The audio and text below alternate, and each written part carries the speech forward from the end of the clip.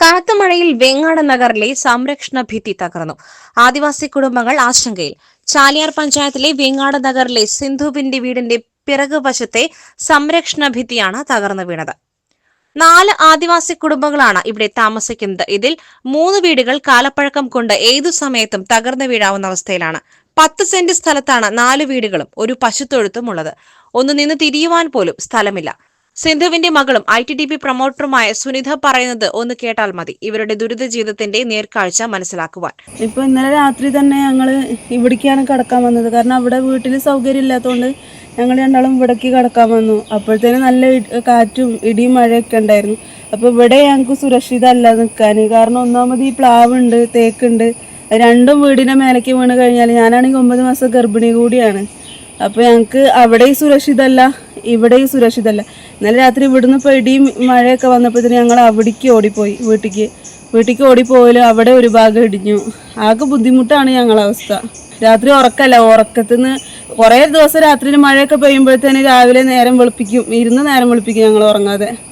9 മാസം ഗർഭിണി കൂടിയായ സുനിത വലിയ ആശങ്കയിലാണ്. കാലപ്പഴക്കം ചെന്ന ചെറിയ വീട്ടിൽ 7 അംഗങ്ങളാണുള്ളത്.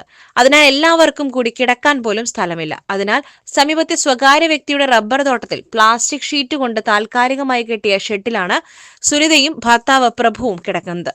ഇവിടെയും മഴ പെയ്താൽ സ്ഥിതി മോശമാകും. തേക്ക് മരങ്ങളും പ്ലാവുകളും ഉള്ളതിനാൽ പ്ലാസ്റ്റിക് ഷെഡിന് മുകളിലേക്ക് വീഴുവാനും സാധ്യതയുണ്ട്. മഴയെ തുടർന്ന് പ്ലാസ്റ്റിക് ഷെഡിൽ നിന്നും വീട്ടിലേക്ക് എത്തിയപ്പോഴാണ് വീടിന് പുറകുവശത്തെ സംരക്ഷണ ഭിത്തി തകർന്നു വീണത് കണ്ടത്. ഇനി മഴ പെയ്താൽ സംരക്ഷണ ഭിത്തിയുടെ ബാക്കി ഭാഗം കൂടി ഇടിഞ്ഞു വീഴുവാൻ സാധ്യതയുണ്ട്. ചാലിയാർ പഞ്ചായത്ത് VOE സ്ഥലത്ത് കൊണ്ടുവന്ന് വീടിന്റെ അപകടാവസ്ഥ ബോധ്യപ്പെടുത്തിയതാണ്. എന്നാൽ ഒരു നടപടിയും ഉണ്ടായിട്ടില്ല. മഴ പെയ്യുമ്പോൾ വീടുകൾക്കുള്ളിൽ കുടചൂടി നിൽക്കേണ്ട അവസ്ഥയിലാണെന്ന് നഗറിലെ അയ്യ എന്ന വയോധിക പറയുന്നു. പേരൊക്കെ ചോരാണ്.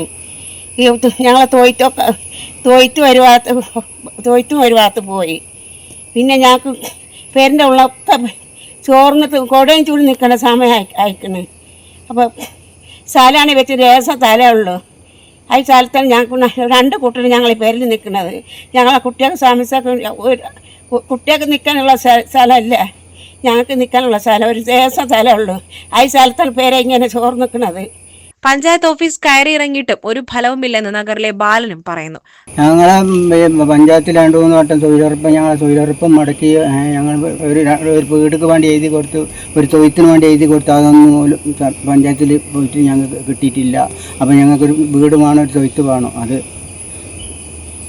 അധികാരികൾ സഹായിച്ചു തരണമെന്ന് പറഞ്ഞുകൊണ്ട് പട്ടികവർഗ ക്ഷേമത്തിന് ഒരു മന്ത്രിയും ചിലവഴിക്കുവാൻ ഫണ്ടുമുള്ളപ്പോഴാണ് 9 മാസം ഗർഭിണിയായ യുവതി ഉൾപ്പെടെ പ്രാണഭീതിയിൽ കാലപ്പഴക്കം ചെന്ന പൊട്ടിപ്പൊളിഞ്ഞ വീടുകളിൽ കഴിയുന്നത്.